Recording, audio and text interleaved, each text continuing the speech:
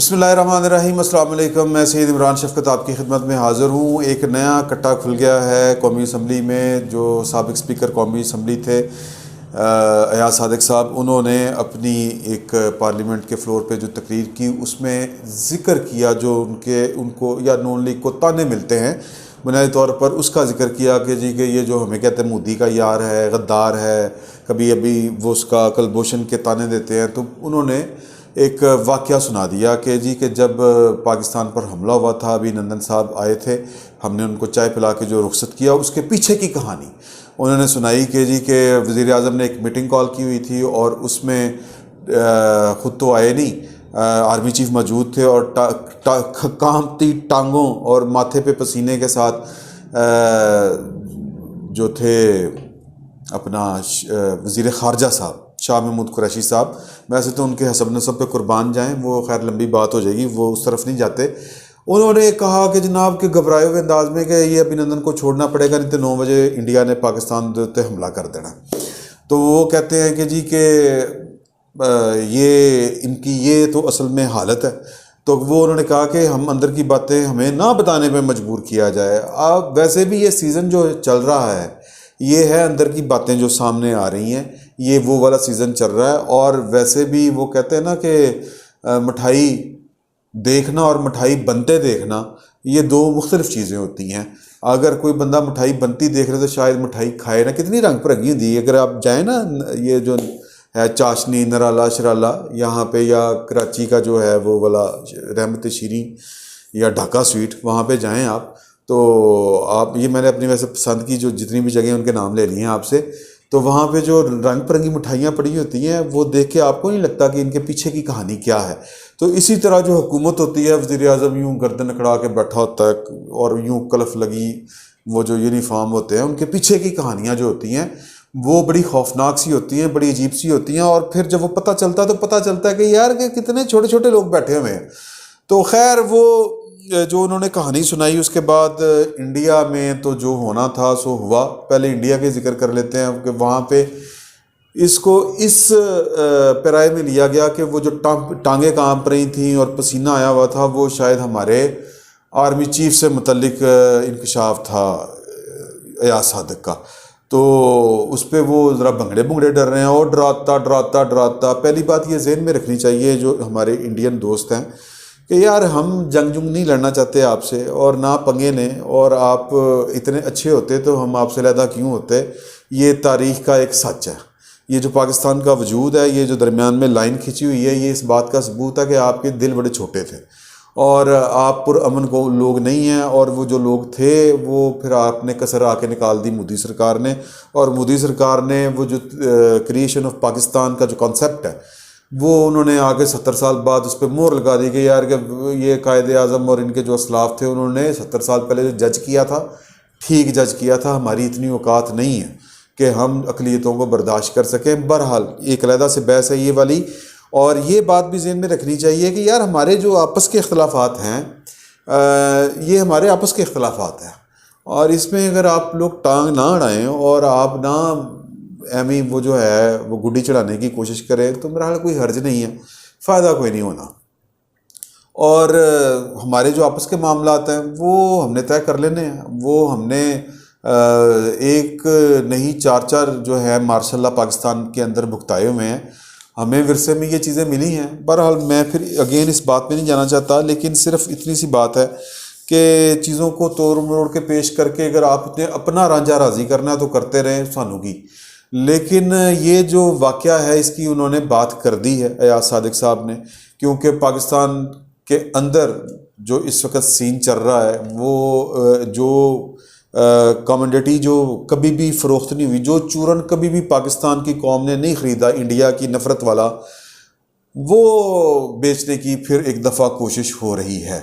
उन्होंने अयाज सादिक साहब ने बता दिया कि यार कि मैंने तो बेसिकली जो बात की थी वो वज़ीर ख़ारजा की थी और पाकिस्तान की गवर्नमेंट की थी, इमरान ख़ान साहब की थी कि टांगें इन्हीं की कांप रही थी। और मतलब मैं मुकाबलेबाजी नहीं चाहता कि यार हमारी फ़ौज बड़ी दिलेर है, तुम्हारी फ़ौज फारग है, मैं इस चक्कर में नहीं पड़ना चाहता। उसकी एक वजह है, वजह ये है कि अगर आप इतने जोगे होते तो 70 साल में आप लोग हमें हजम कर चुके होते हैं ना।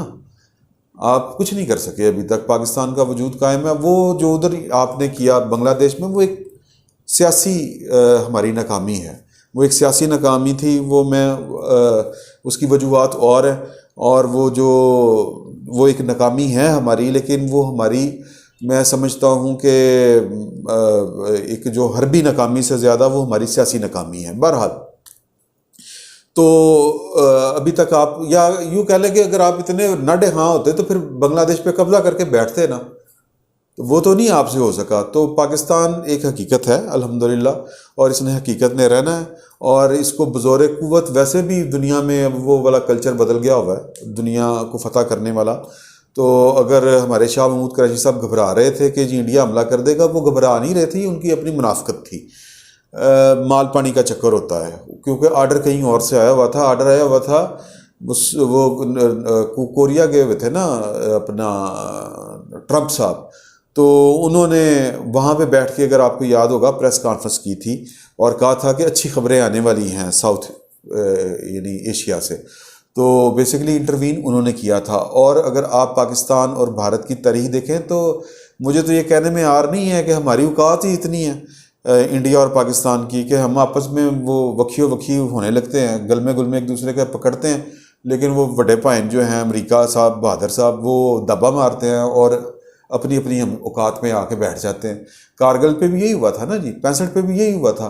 तो कोई ना कोई इंटरवीन करता है और वो इंटरनेशनल फोर्सेस करती हैं। इंटरनेशनल फोर्सेस का मफाद इसमें नहीं है कि इंडिया पाकिस्तान एक दूसरे के पेट फाड़ दें।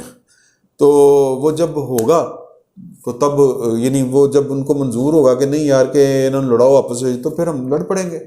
फिल वक्त तो इस तरह की कोई सूरत हाल नहीं है। और वो जो आपके किसी खौफ की वजह से नहीं हुआ था, वो वाला वज़ीर आज़म हमारे के जो हाथ पांव फूले हुए थे, वो हुआ था अमेरिका बहादुर की तरफ से हुक्म था। और पाकिस्तान के वज़ीर आज़म को कम से कम ये पता होता है कि अमेरिका बहादुर की हमने बात ना मानी तो हमारे साथ क्या होगा। भुट्टो ने नहीं मानी थी ना, और बेनज़ीर भुट्टो ने भी नहीं मानी थी, नवाज शरीफ ने भी नहीं मानी थी।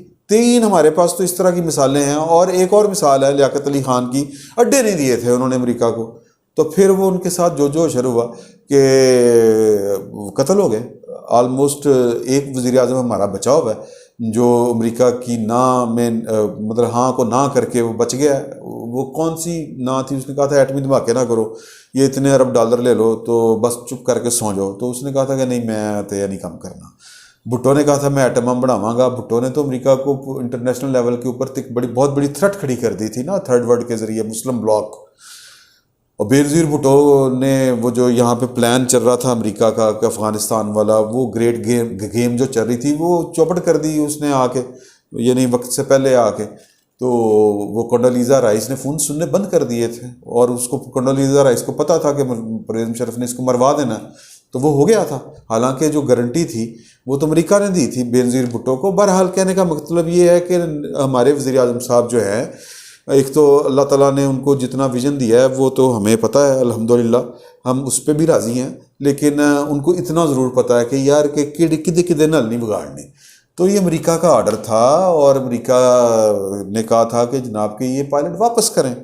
तो हमने वो डैंडी से उसको सूट सिलवा के, कोट शोट पहना के, चाय शाय पिला के, पप्पू शप्पू बढ़ा के, तो हमने उसको भेज दिया था, आपके हवाले कर दिया था। और ये कमाल लिठाई तो आपकी है कि उस पर भी आपने फिल्म बना दी कि पता नहीं केड़ा वो किला फतह कर गया है। तो पाकिस्तान के अंदर जो है वो इस तरह के जो है इस वक्त सियासत चल रही है कि एक दूसरे को इंडिया का एजेंट कहने की। पाकिस्तान में ये शुरू पहले दिन से है। फातिमा जना को हमने अफ़गानिस्तान का इंडिया का गद्दार बना दिया। हमारी इस्टेब्लिशमेंट का ये वाला वतीरा है, और कि बस अपने मुखालफों को, क्योंकि जवाब होता नहीं है तो उनको कहना कि जी गद्दार। हालांकि इमरान खान साहब ने बजाते खुद जो बातें पाकिस्तान की फ़ौज, पाकिस्तान की इस्टेब्लिशमेंट के ख़िलाफ़ इंडिया में बैठ के की हुई हैं, वो किसी और वज़ीर आज़म ने नहीं की। ना नवाज शरीफ ने की, ना बेनज़ीर, अल्ताफ़ साहब ने की थी। इस मामले में अल्ताफ़ और इमरान खान भाई भाई हैं। ये दोनों इंडिया की सरजमीन पर बैठ के इस तरह की बातें करते रहे हैं। और शहबाज गिल साहब हैं और जो इमरान खान साहब, अब उनके पेट में जो मरोड़ उठते हैं पाकिस्तान की फ़ौज की मोहब्बत के।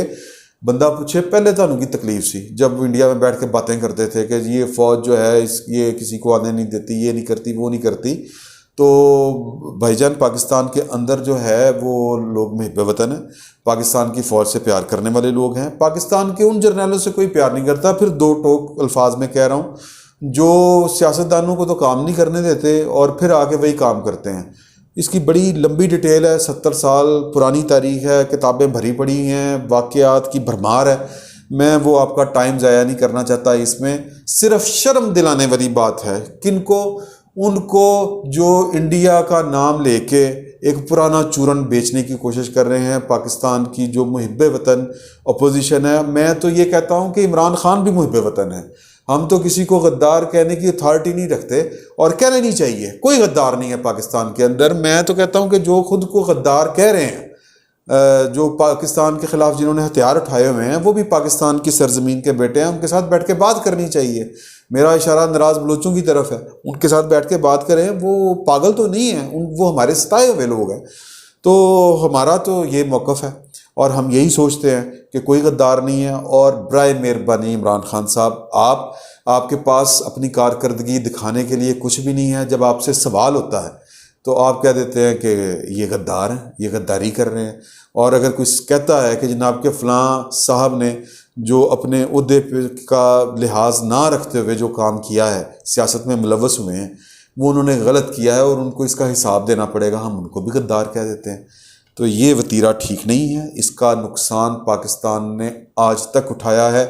और अगर इमरान खान साहब चाहते हैं कि कल को उन पे भी कोई गद्दारी का मुकदमा ना बनाए और उन पर भी गद्दारी के इल्ज़ामात ना लगें, तो इमरान खान साहब फरिश्ता यहाँ पे कोई नहीं है। आपकी भी गलतियाँ जो हैं वो आपका माजी गलतियों से भरा पड़ा है। लोगों ने अगर इंतकाम की सियासत की तो आपको पाकिस्तान के अंदर कोई कोना खांचा नहीं मिलना छुपने के लिए। तो बराए मेहरबानी असूल की सियासत करें पाकिस्तान के सियासतदान, और एक दूसरे पे गद्दारी के इल्ज़ाम लगाने छोड़ दें। कोई गद्दार नहीं पाकिस्तान के अंदर। बहुत बहुत शुक्रिया।